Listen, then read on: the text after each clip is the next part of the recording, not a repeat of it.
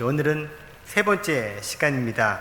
오늘 성경 말씀에 보니까 온유한 너희들은 행복하도다. 너희들은 이제 땅을 기업으로 받을 것이다 라고 말씀해 주고 있습니다. 오늘 주신 이 말씀의 주인공으로 오늘 이 말씀 속에서 여러분에게 주시는 하나님의 이 행복 선언이 여러분의 것이 되기를 축복합니다. 자, 이 온유라고 하는 단어를 사전적으로 보니까 따뜻할 온자에 부드러울 유자입니다. 그리고 원어인 헬라어 프라우테스의 뜻도 이거 비슷합니다. 온순하다, 겸손하다, 부드럽다, 유순하다, 낮추다 라고 하는 의미를 가지고 있어요. 우리 전래 민담 가운데 여러분이 다 아는 이야기가 있습니다. 흥부와 놀부, 콩쥐와 팥쥐. 자, 여기에서 흥부가 온유해요? 놀부가 온유해요? 콩쥐가 온유해요? 팥쥐가 온유해요? 우리는 잘 알고 있어요. 누가 더 착한 사람이고 누가 더 온순한지를 알고 있죠. 온갖 핍박과 구박에도 아무 말 없이 묵묵하게 견뎌내는 흥부의 모습, 그리고 콩쥐의 모습을 보면서 때때로 불쌍한 마음도 들면서 잘 됐으면 하는 바람도 우리는 갖습니다.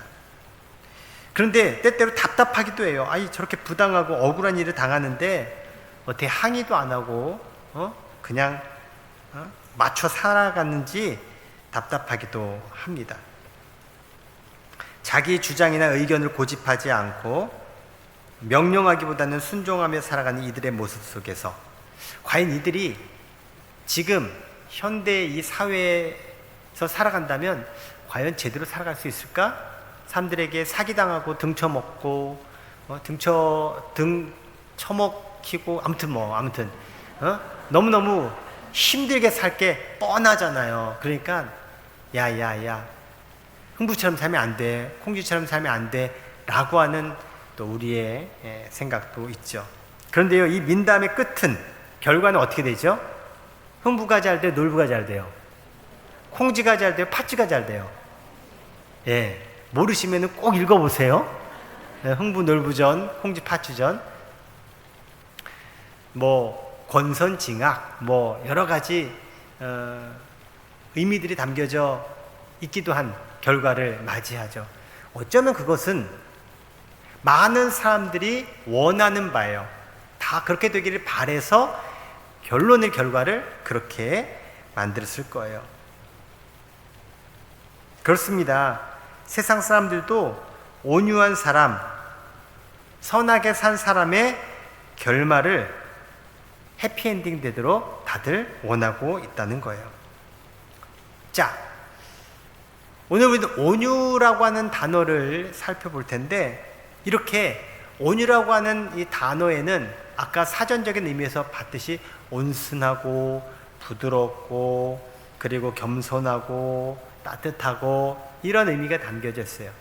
자, 뒤집어서 그러면 온순하고 부드럽고 따뜻하면 온유한 걸까요? 이퀄 관계는 아니에요. 온유 이퀄로 온순, 온유 이퀄로 부드러움, 이건 아니라는 거예요. 온유함에 드러나는 양태, 또 모습이 또 이런 속성을 가지고 있는 거지, 그것 자체가 온유는 아니라는 거예요. 그래서 많은 사람들이 오늘날 온유함에 대해서 성격이 부드러운 사람이 온유하다, 뭔가 이렇게 자기 주관을 막 드러내지 않는 사람이 온유하다, 이렇게 말을 하는데, 그거는 엄밀히 말하면 맞는 말이 아니에요. 성경에 온유한 사람의 이야기가 등장하는데, 그 중에 대표적인 사람이 모세입니다. 모세는 태어나자마자 나일강에 버려져 죽어야만 하는 사람이었어요. 그런데 하나님의 은혜로 모세는 죽지 않아요. 당시 바로의 딸 공주에 의해서 건짐을 받고 심지어 그의 양자가 되어서 왕자의 위치에 오르게 돼요. 어마어마한 신분 상승이죠. 목숨을 잃지 않은 것만이 아니라 진짜 엄청난 혜택을 갖게 돼요. 그렇게 애굽의 왕자로 쭉 성장하다가 어느 날, 근데 내가 애굽 사람인가? 아니면 히브리 사람인가? 라고 하는 정체성의 혼란이 옵니다. 그래서 그 혼란함 가운데 어느 날 애굽 지휘관이, 군인이 히브리 노예에게 막 매질하면서 막 그냥 학대하는 모습을 보고 불끈 해서 그 애굽의 군인을 쥐도 새도 모르게 죽여버려요. 그리고 나서 이 히브리 사람들이 서로 다투는 그 장면을 보고 가서, 야, 니네들끼리 왜 싸워? 동족들끼리 왜 싸워? 하니까 이 모세를 향하여, 당신이 뭔데 우리 보고 이래라 저래라야. 보니까 어제 애국 군인을 죽였던 그 장본인이시네. 우리도 죽여보려고. 모세가 들통난 거예요. 자기가 애굽 사람 죽인 것이 들통나서 결국 그는 애굽에서 도망칩니다. 왕자였던 사람이 하루아침에 도망자 신세가 되어서 그는 시내 반도 건너편 아라비아 반도 미디안 땅에 도망가 살게 돼요. 그의 나이 40세, 한창 일할 때고 한창 전성기 시절에 그는 망명 인생, 도망자 인생을 살게 됩니다. 그래도 그 미디안 땅에서 제사장 이드로의 대릴 사위가 되어 장인의 양떼를 돌보면서 그럭저럭 살아가게 돼요. 그러다가 40년이 훌쩍 지나갑니다. 그리고 80살이 되었어요. 그때나 지금이나 80살이면 노인이죠. 그런 모세, 그 전에 가졌던 젊은 날의 패기도 야망도 모두 사라진 채 별 의욕도 없이 살아가는 80살의 노인 모세에게 하나님이 나타나시고 모세를 부르십니다. 호렙산 떨기나무 불꽃 가운데 하나님을 만나게 되고 하나님의 뜻을 모세가 알게 되고 결국은 하나님의 뜻과 계획을 모세가 수용하여 순종하게 됩니다. 그런 모세에게 하나님께서 선물 하나를 주세요. 출애굽기 4장 17절에 하나님 주신 선물이 이겁니다. 너는 이 지팡이를 손에 잡고 이것으로 이적을 행할지니라. 나무 막대기 지팡이를 모세에게 주신 겁니다. 자, 장차 이 막대기, 나무 막대기가 무슨 일을 합니까? 하나님께서 일으키시는 이적의 도구가 돼요. 그런데 이것은 중의적인 의미가 있었습니다. 그냥 지팡이 막대기, 그래서 이 막대기로 뭔가 하나님께서 행하시는 도구일 뿐만 아니라 어쩌면 모세가 이 마른 막대기와 같은 존재임을 상징적으로 보여주고 있는 거예요. 왜요? 이제 다 늙음하게 아무것도 할 수 없는 이 무력한 인생, 그 나무 막대기가, 마른 나무 막대기가 뭘 하겠어요?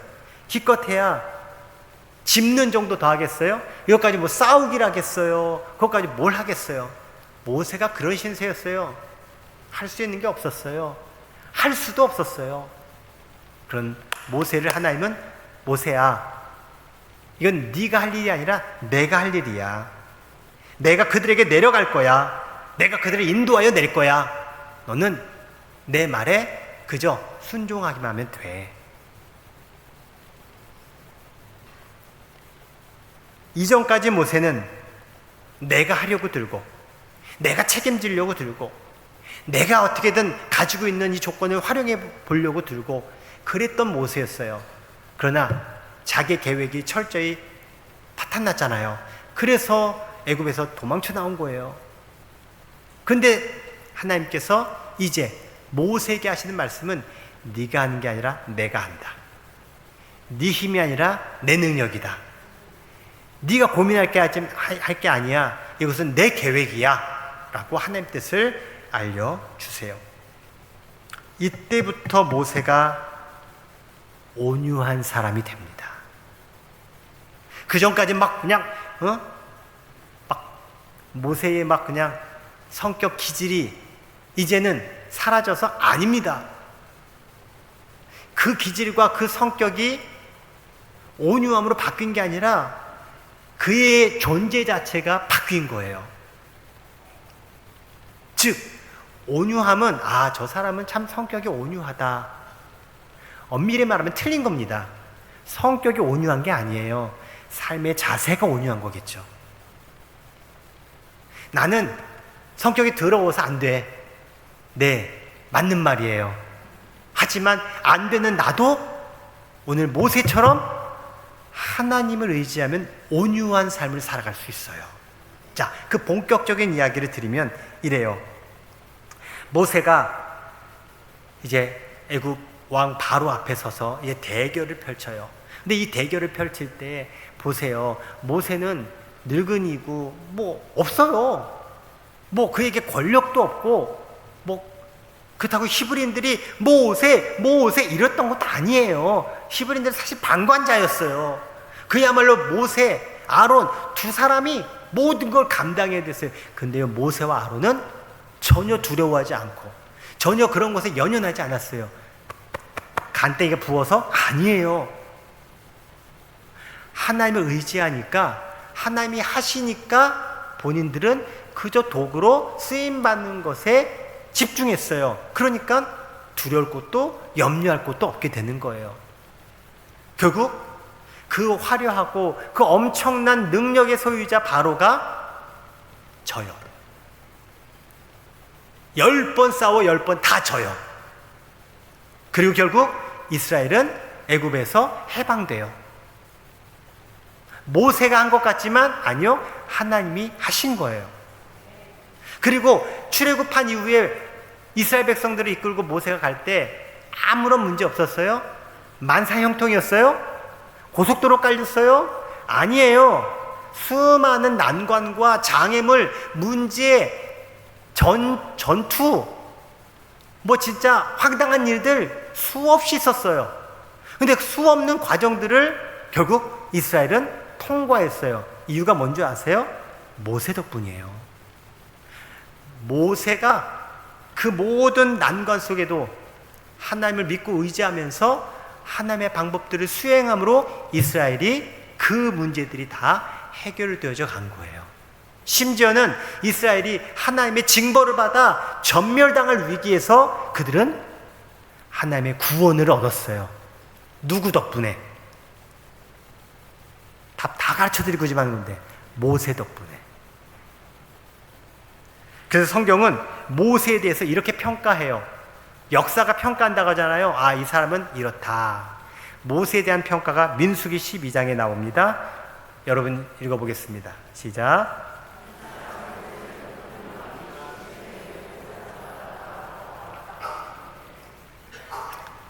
모세가 가지고 있는 온유함이 이 세상의 모든 사람들보다 더했다, 더 훌륭했다, 더 대단했다. 사람들이 가지지 못한 온유함이 있었다라는 거예요.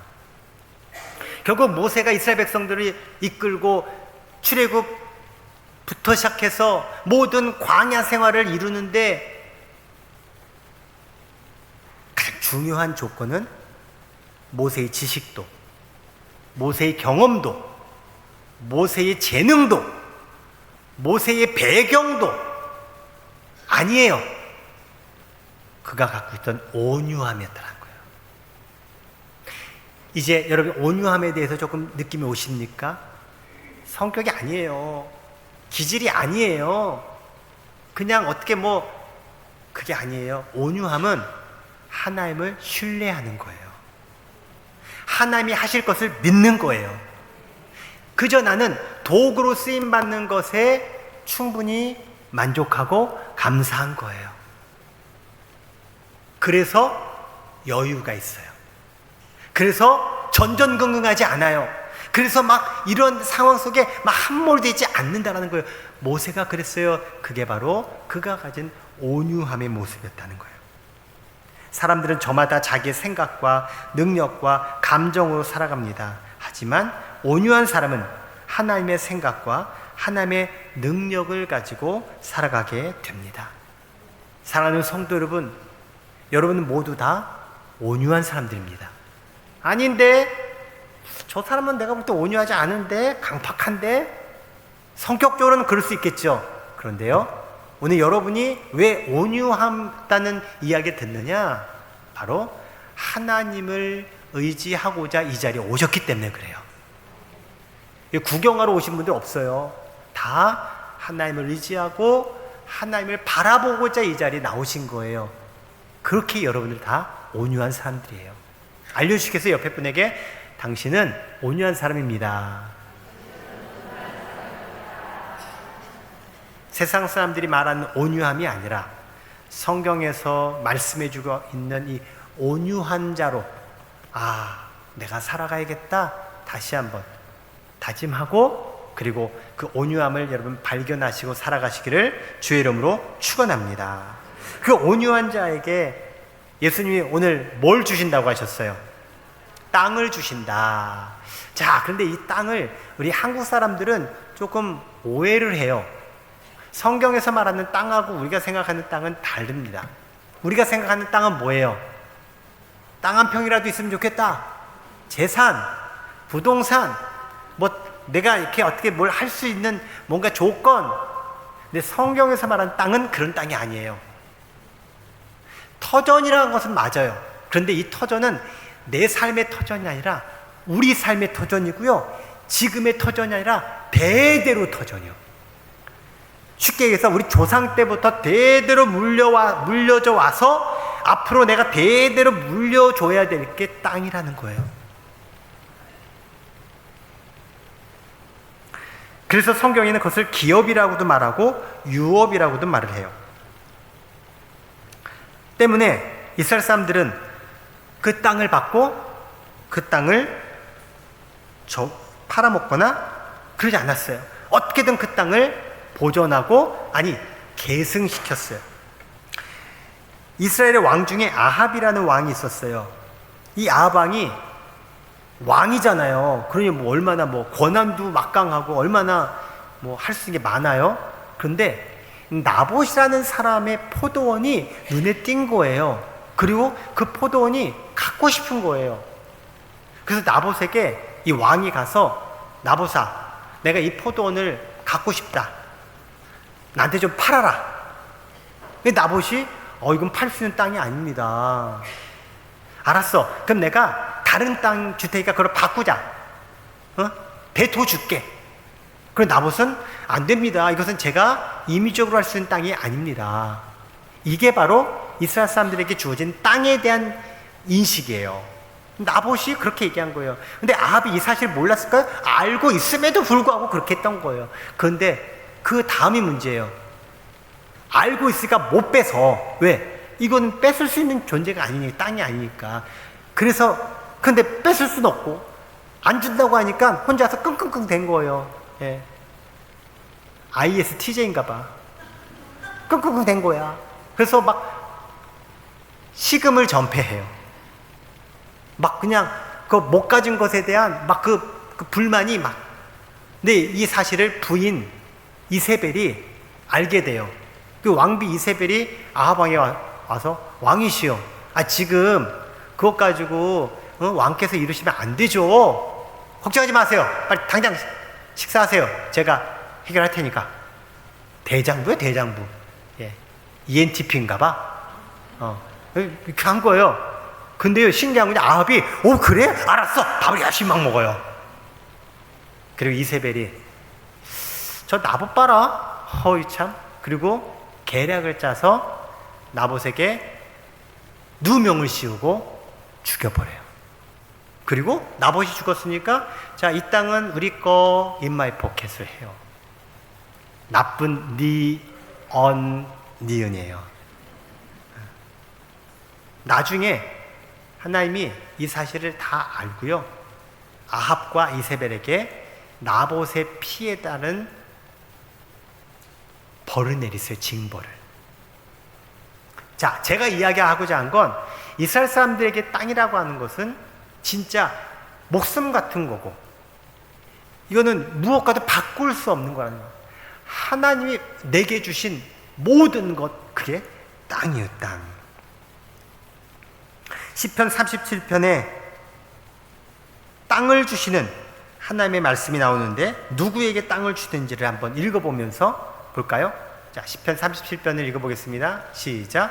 진실로 악을 행하는 자들은 끊어질 것이나 여호와를 소망하는 자들은 땅을 차지하리로다. 잠시 후에는 악인이 없어지리니 네가 그곳을 자세히 살필지라도 없으리로다. 그러나 온유한 자들은 땅을 차지하며 풍성한 화평으로 즐거워하리로다. 아멘. 자, 그냥 성경 말씀 띄워주세요. 악을 행하는 자들은 어떻게 된다고요? 악인은 어떻게 된다고요? 네, 여러분, 하나님께서 악한 자들, 악을 행하는 사람들 가만히 내버려두지 않으세요. 언젠가 끊어지게 하시고요, 벌을 내리신다는 거예요. 그리고 누구에게 땅을 주신다고 9절에 말씀해요? 여호와를 소망하는 자에게. 11절에 누가 땅을 차지한다고 해요? 온유한 자들. 뭐예요? 하나님을 소망하는 자들이 온유한 자라는 거예요. 그리고 그 온유한 사람에게 하나님은 땅을 주신다. 살아갈 수 있는 모든 터전을 책임져 주신다는 말이에요. 땅이라고 하는 이 단어 하나에 모든 게 다 담겨져 있는 거예요. 마치 우리가 죽어서 하나님 나라 가죠. 그럼 그 하나님 나라에 부족한 게 있어요, 없어요? 없어요. 없으니까 천국이라고 하는 거예요. 오늘날 우리 살아가는 데는요, 많죠. 그런데 걱정하지 마세요. 하나님께서 땅을 주십니다. 우리가 부족함 없이 살아갈 수 있도록 내 삶의 모든 필요를 채워주시는 하나님의 응답이 바로 땅이라는 거예요. 나뿐만이 아니에요. 나를 통해서 나의 후손들, 자손 대대로 하나님께서 책임져 주신다는 것. 누구에게? 온유한 사람에게. 실제로 하나님께서 이스라엘 백성들에게 땅을 주세요. 가나안 땅 12개 지파별로 다 땅을 주세요. 이것은요, 약속의 성취입니다. 하나님이 아브라함에게 약속하셨거든요. 이삭에게도 약속하셨거든요. 야곱에게도 약속하셨거든요. 그 약속이 이루어진 거예요. 그리고 와, 땅을 얻었다. 그리고 자기에게 주어진 땅이 아니라 이것은 내 거가 아니라 하나님 거라는 인식을 가지고 그 땅에서 경작하고 그 땅을 가지고 살아갈 수 있게 된 거예요. 여러분, 안식일을 지켜라. 십계명에 나와요. 안식일 전에 하나님께서 말씀하신 바가 있어요. 안식년 7년마다 땅을 쉬게 해라. 왜요? 인간의 욕심은 끝이 없어요. 계속 그 땅을 쓸 거예요. 10년이고 20년이고 30년이고. 그러다 보면 그 땅의 지력이 떨어져요. 그럼 나중에 어떻게 될까요? 소출이 줄어들고 나중에 안 나오게 되는 거예요. 그러면 나 때는 괜찮아. 아유, 그냥 땅 다 쓰고 말지. 하나님 주시는 땅은 그게 아니에요. 나만 잘 사는 게 아니라 모두가 잘 살아야 되고, 지금만이 아니라 앞으로도 잘 돼야 되고, 지금 이 지구가 이렇게 된 거 뭡니까? 지금 나에게 다 빼먹은 거 아니에요. 그거예요. 아유, 미래 그거는 모를 일이고 지금 필요해. 다. 마치 황금알에 낳는 거위, 매일매일 황금알 하나 남는 게 그게 얼마나 대단한 복이에요. 감사해요. 그런데 욕심이 생기니까 어떻게 돼요? 안 읽어보셨어요? 그 거위 배를 가르잖아요. 이 뱃속에 어마어마한 황금알이 있다고 착각하고. 있긴 뭐가 있어요? 하나님께서 책임져 주심을 믿으시기 바랍니다. 나뿐만 아니라 앞으로도 미래 영원토록 책임져 주시는 증거가 바로 땅이라는 단어로 오늘 예수님이 말씀하셨고 성경이 말씀하고 있습니다. 그렇게 우리는 하나님께서 우리 삶의 모든 터전을 주셨고, 그 터전은 단순히 내가 먹고 살고 내가 이 세상에서 누리는 그 땅만이 아니라 하나님께서 이 땅 가운데 이루실 하나님의 크신 계획을 이룰 수 있도록 우리에게 그 일을 감당할 수 있는 기회를 주시고 능력을 주시고 비전을 주시고 함께 할 수 있는 하나님의 뜻을 담고 있습니다. 바로 모세가 그 모든 뜻을 이룰 수 있었던 것, 결국 그가 주님을 통해서 그의 삶이 온유한 자의 삶을 살았기 때문에 그래요. 잠언 4장 27절의 말씀을 읽어드릴게요. 좌로나 우로나 치우치지 말고 내 발을 악에서 떠나게 하라.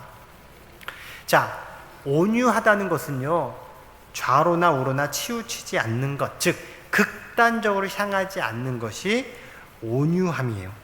극도로 흥분하지도 않고 극도의 무관심을 갖지도 않는 것, 지나치지도 모자라지도 않는 것이 온유함입니다. 그래서요, 사람의 감정이라는 것은요, 극단적인 그 고조가 있어요. 그런데요, 그 감정을 잘 관리하고 컨트롤하면요, 사람이 실수하지 않고 잘못 행하지 않게 돼요. 사람이 갖고 있는 그 감정 때문에 때때로 욱해가지고 잘못하거나 그리고 잘못된 선택과 결정을 하는 경우가 많습니다.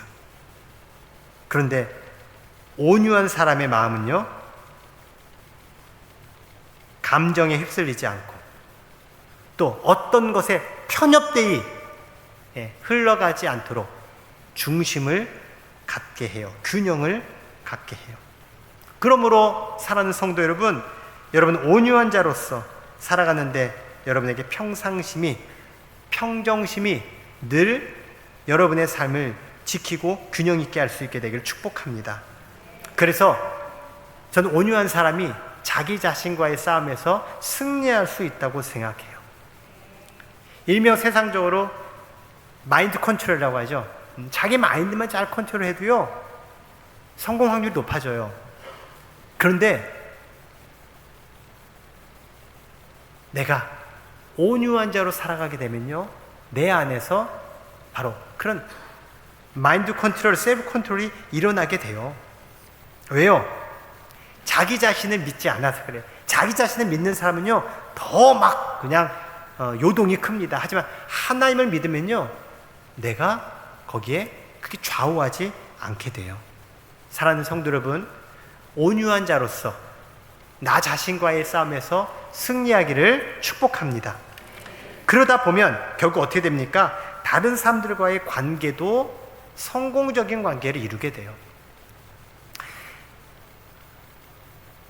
한 20년 전 그때요, 자기 개발서가 어마어마한 인기를 누렸었어요.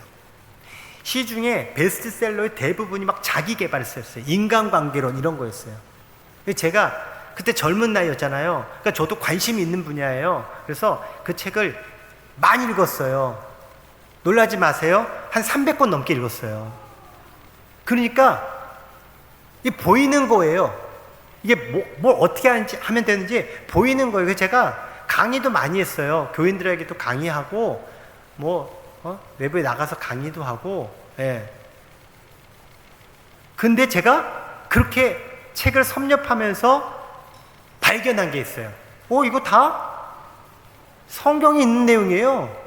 성경에 있는 내용을, 성경적인 내용 빼고 그 원리들 가지고 만든 거예요, 이론을. 예를 들어서 난 할 수 있다, 난 할 수 있다. 여러분 그거 안 하셨어요? 영업할 때 막 그런 거 하잖아요. 저도 이거 꽤 했어요. 저도 영업했었거든요. 막 모이면 맨날 아침마다 난 할 수 있다 막 이래요. 막 그냥 현수 막 붙여놓고. 근데 이게 어디에서 나온 말인지 아세요? 빌립보서 4장 13절 말씀에서 나온 거예요. 내게 능력 주시는 자 안에서 난 할 수 있다야. 그러니까 여러분, 성경만 제대로 알아도요, 하나님에 대해서 제대로만 내가 믿어도요, 웬만한 사람들 이상으로 우리가 잘 살아갈 수 있어요. 온유한 사람은 대적하지 않아요. 막 싸우지 않아요. 부드럽게 해결해 가요. 그런 능력이 있어요. 그리고요, 자석이 지나가면 자석의 주변에 뭐가 붙어요? 철들이 붙어요. 온유한 사람 주변에는요, 사람들이 모이게 돼 있어요. 그렇게 온유한 자로서 여러분도 살아가게 되기를 축복합니다. 결국 어떻게 돼요? 우리가 살아가는 이 세상에서 잘 살아갈 수 있고요, 승리할 수 있게 돼요. 하나님께서 우리 미래를 보장해 놓으셨잖아요. 그것을 알기 때문에 더 여유롭고요, 더 여유로우니까요, 세상에 내가 휘말리지 않게 되고요, 그러다 보니까 더 넓게 보게 되고요, 더 잘 되는 거예요. 그리고 내 목적을 추구하는 인생이 아니다 보니까, 주님의 뜻이 이루어지기를 결국은 내가 지향하다 보니까 보람된 삶을 살게 돼요. 세상에 내 맘처럼 된다면 세상에 뭐가 문제겠어요? 내 맘처럼 안 되니까 문제죠. 그런데 하나님께서 이루어 가시는 것을 기대하고 또 하나님께서 하실 것을 믿기 때문에 내 맘대로가 아니에요. 그러니까 오늘도 하나님께서 이와 같은 일을 이루셨네? 와, 하나님께서 앞으로 무엇을 하실까? 내가 여기에 또 쓰임받고 함께하는 것에 만족을 느끼면서 만족도가 높아지는 거예요. 여러분이 바로 그런 사람들이에요. 주님께서 여러분을 온유한 자로 만들어 주시고, 그리고 온유한 자로 살아가게 하시는 그 은혜를 기억하면서 끝까지 승리하기를 주의 이름으로 축원합니다. 말씀을 정리합니다. 제가 오늘 모세 이야기했지만 진짜 온유한 사람이 있어요. 바로 예수님입니다. 예수님이 그러셨어요. 예수님이 새벽마다 밤마다 왜 기도하셨게요? 예수님도 인간이기 때문에 지치기도 하고 힘들기도 하고 마음의 상처도 있고 괴로움도 있습니다. 하지만 기도함으로 그것을 계속 하나님께 맡긴 거예요. 내가 이 일을 왜 하지? 주님 일이니까. 스스로 마인드 컨트롤이 돼요. 뿐만 아니에요. 예수님 집에는 늘 사람들이 모였잖아요. 그리고 예수님께서 하신 일 뭐예요? 결국 주님께서 이 땅에 구원을 위해서 기꺼이 그 일을 하셨잖아요. 예수님이 온유한 자이셨기 때문에 이게 가능한 거예요. 그리고 이것을 이제 제자된 우리 보고 너희들도 나처럼 온유한 자로 살아가라 하시면서 주신 말씀이 그 유명한 마태복음 11장 29절의 말씀입니다. 이 말씀을 읽고 설교를 마칠게요. 함께 읽겠습니다. 시작.